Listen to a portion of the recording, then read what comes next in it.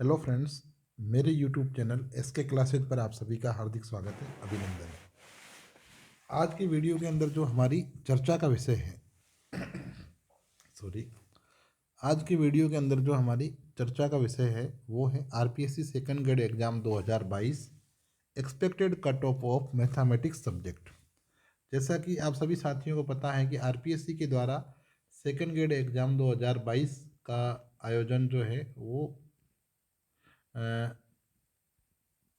दिसंबर 2022 में हुआ था, ठीक है ना।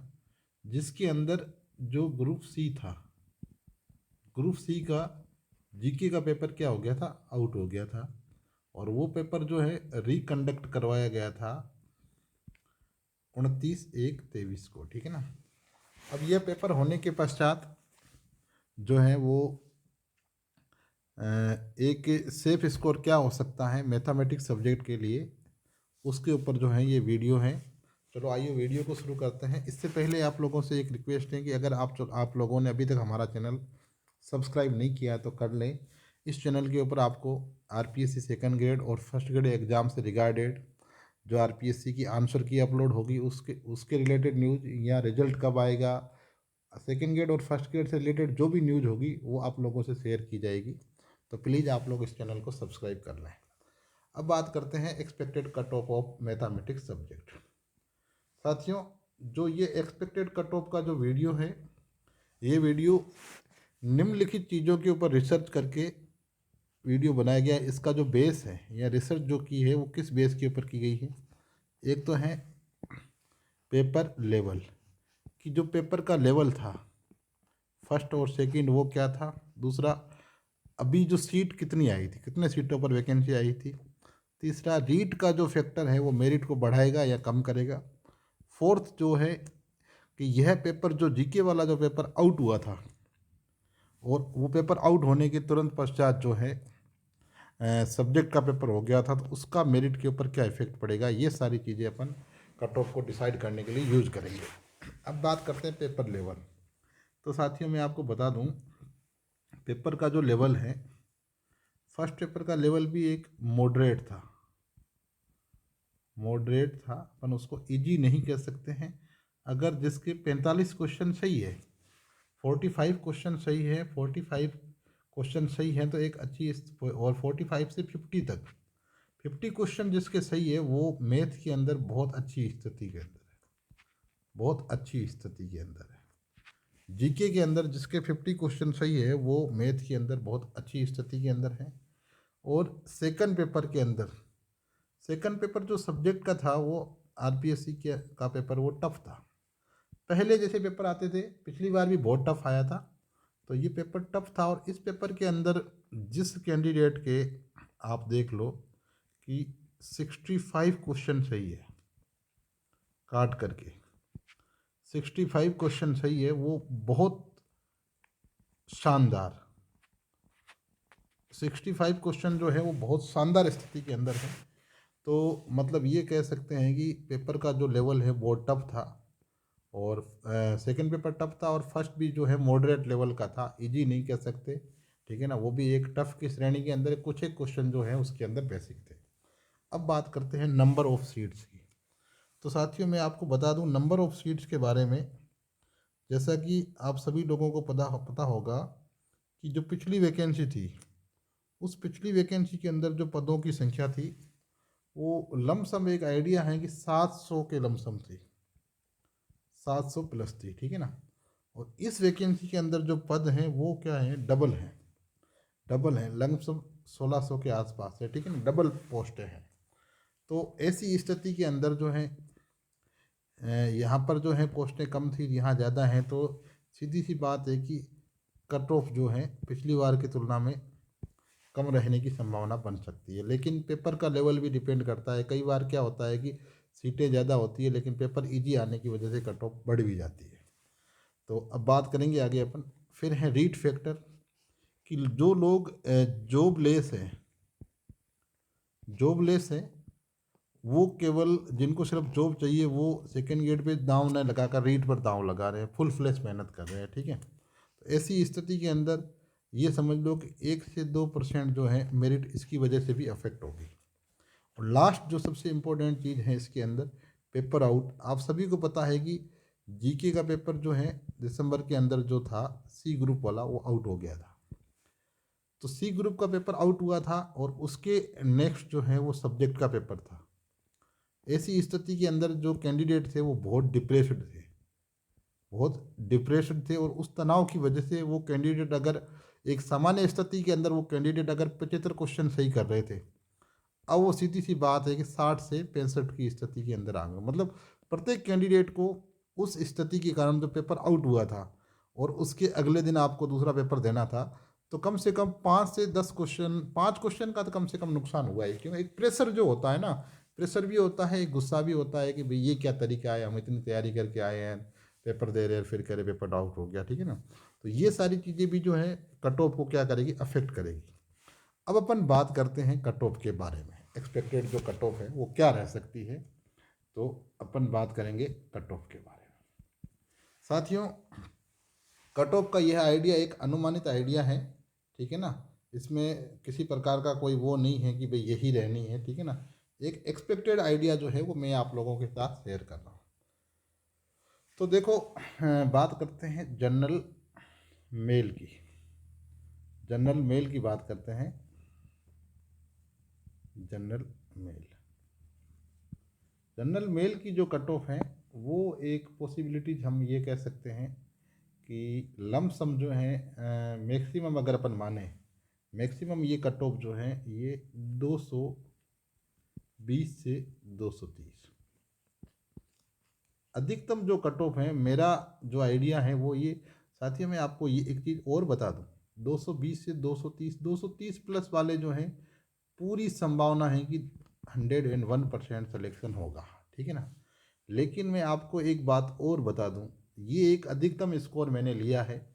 हो सकता है 210 पर भी सिलेक्शन हो जाए, 210 से 215 पर भी हो जाए। तो ये 210 215 वाले साथी निराश न हो, ये एक अधिकतम स्कोर है। जो मैथ के अंदर जो कैंडिडेट 230 जिनके बन रहे हैं, या कुछ कैंडिडेट हो सकते हैं जिनके 250 भी बन रहे होंगे, 250 260 70 बन रहे होंगे। तो इतने ऐसे कैंडिडेट कितने होंगे, ऐसे कैंडिडेट 50 से 100 भी मुश्किल होंगे, ठीक है ना। जो 270 80 वाले जो कैंडिडेट है वो 50 से 100 भी मुश्किल होंगे। तो 50 से 100 सीटा, तो 17 सीटें जो है वो 1700 के आसपास है, ठीक है ना। और ऐसे कैंडिडेट हैं 50 से 100। तो आप लोग इन कैंडिडेट की वजह से टेंशन में मत आइए कि लोगों के 260 बन रहे हैं, लोगों के 270 बन रहे हैं, 280 बन रहे हैं, ठीक है ना। अरे 280 बन रहे हैं तो वो कोई 30 40 कैंडिडेट के बन रहे हैं, वो सारों के थोड़ी बन रहे हैं, ठीक है ना। इसे हर एग्जाम के अंदर होता है। लेकिन सारे कैंडिडेट के, आपको तो लास्ट वाला कैंडिडेट ढूंढना है कि लास्ट जो कैंडिडेट है वो कितने पे चयन हो रहा है। तो लास्ट कैंडिडेट जो है वो ये मान के चलो 220, ठीक है ना। 220 से ये 210 15 पे भी आ सकती है। लेकिन फिर भी कोई साथी खुद को सिक्योर करना चाहते हैं तो मैं ये कहता हूँ 220 से 230 जिनके हैं वो सिक्योर है। 220 से 230 वाला क्या है, पूरी तरह से सिक्योर है, ठीक है ना। अब बात करते हैं जो है फीमेल की। तो फीमेल की जो है मैं आपको बात बता दूं, फीमेल की जो कट ऑफ है वो 210 से 215 के, 210 से 215 के बीच में। यहाँ पर यह 205 भी हो सकती है, 205 से 208 भी हो सकती है, ठीक है, 205 तक भी हो सकती है। लेकिन 210 से 215 तक जो है वो सेफ है। अगर कोई फीमेल कैंडिडेट है जिसके 220 नंबर आ रहे हैं तो वो 100% अपने को निश्चित मान करके चलेगी, होना ही है, ठीक है ना। तो ये तो हो गई अपन जनरल की बात, 220 से 230 के बीच में मेल और 210 से 215 के बीच में फीमेल। अब बात करते हैं ओबीसी की। ओबीसी जो मेल है, ओबीसी मेल जो है वो लमसम 218 या 215, इसको 220 भी मान सकते हैं। अगर जनरल की मेरिट, अगर जनरल की मेरिट 225 रहती है जनरल की, तो ओबीसी की 225। अगर जनरल की 220 रहती है तो ओबीसी की 215 मेल की, ठीक है ना। और ओबीसी फीमेल की, ओबीसी फीमेल की 210 के आसपास, 210 से 205, ठीक है ना। 205 210 के आसपास ओबीसी फीमेल की जो है वो मेरिट रहेगी। अब बात करते हैं एससी की। एससी के अंदर मैं आपको बता दूं, एससी मेल, वैसे तो इसके अंदर 35% वाला नियम ही लगेगा फर्स्ट और सेकंड पेपर के अंदर, ठीक है ना। फिर भी कैंडिडेट अगर मैक्सिमम खुद को अगर सिक्योर करना चाहते हैं तो मैं ये मान के कह रहा हूँ कि 190 से 195, 180 मेल कैंडिडेट जिनके 190 से 195 नंबर आ रहे हैं वो 100% खुद को माने। और मैक्सिमम अगर कोई 80 का मेल है उसके 200 प्लस नंबर हो रहे हैं तो वो खुद को 100% सिक्योर मान ले, उनका सिलेक्शन होना ही है, ठीक है ना। तो ये 80 मेल की बात हो गई 190 से 195। 80 फीमेल, 80 फीमेल के अंदर फर्स्ट और सेकंड पेपर के अंदर 35% क्वालिफाई, 35% क्या है क्वालिफाइड वाला जो रूट है वो लगेगा। तो अब आप देख लो कि यहाँ उसको जो है 70 नंबर और यहाँ उसको 300 में से आप देख लो 300 में से उसको जो है नंबर चाहिएंगे लमसम 35% जो है लगभग आप देख लो कि 105, 105 तो ये हो गए 175। तो देख लो 175 नंबर जो है एससी फीमेल की, मतलब 35% क्वालिफाइंग वाला नियम है, यहाँ काम करेगा। एसटी मेल के अंदर 180 से 190 या 185 से 190, ये मान लो 185 से 190, ठीक है ना। और एसटी फीमेल जो है इसकी कट ऑफ जो है वो आपके 35% क्वालिफाइंग, ठीक है ना। मतलब जो एसटी फीमेल के अंदर 35% क्वालिफाइड फर्स्ट और सेकंड पेपर दोनों को कर रही है उनका सिलेक्शन 100% निश्चित है। अब बात करते हैं ईडब्ल्यूएस के बारे में। जो ईडब्ल्यूएस है इसके जो मेल हैं 205 से 210, ठीक है ना। और ईडब्ल्यूएस के जो फीमेल हैं वो मान के चलो 200 की लमसम जो है उनकी मेरिट रहेगी ईडब्ल्यूएस फीमेल की, ठीक है ना। अब बात करें एमबीसी की, तो एमबीसी के जो मेल हैं, एमबीसी मेल जो है वो 195 से 205 और एमबीसी फीमेल जो है वो 190 के आसपास, 190 85 के लमसम जो है एमबीसी फीमेल जो है वो रहेगी। टीएसपी कैंडिडेट जो है, टीएसपी के अंदर मेरी पॉसिबिलिटी ये है कि 35% क्वालिफाइंग वाला नियम ही काम आएगा। क्वालिफाइंग 35% क्वालिफाइंग वाला जो नियम है वो काम आएगा।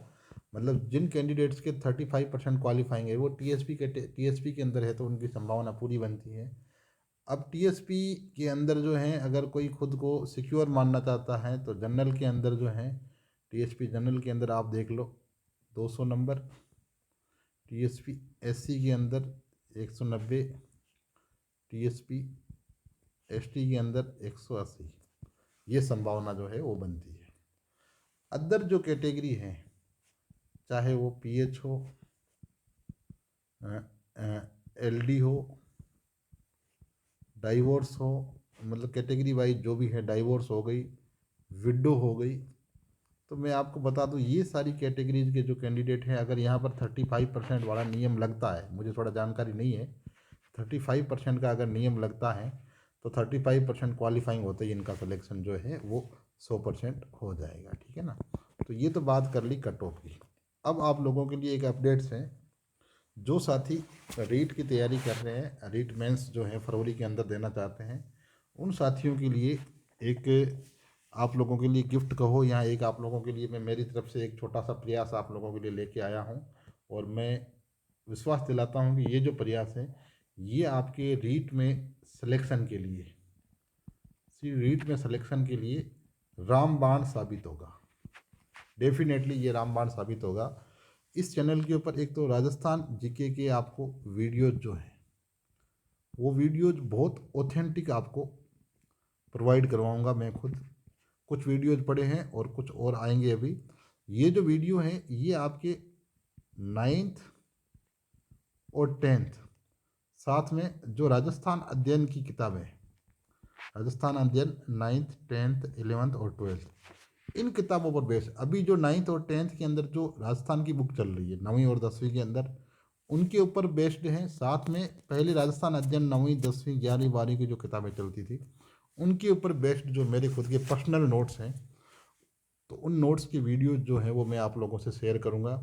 साथ में ही जिन साथियों की सेकंड ग्रेड, जो साथी जो हैं रीट साइंस स्ट्रीम से हैं, रीट साइंस स्ट्रीम से हैं, उन लोगों के लिए साइंस का जो सिलेबस है वो मैं आपको जो अब देख लो कि लगभग आपके 15 से 20 दिन बचे हैं, तो 20 दिनों के अंदर एक जो क्रेश कोर्स है, क्रेश कोर्स है इस साइंस के सिलेबस का, वो मैं आपको फ्री ऑफ कॉस्ट इस चैनल पर लाऊंगा, जिसमें आपको फिजिक्स के बेसिक वीडियोज, केमिस्ट्री के बेसिक वीडियोज और बायो के बेसिक वीडियोज मिलेंगे।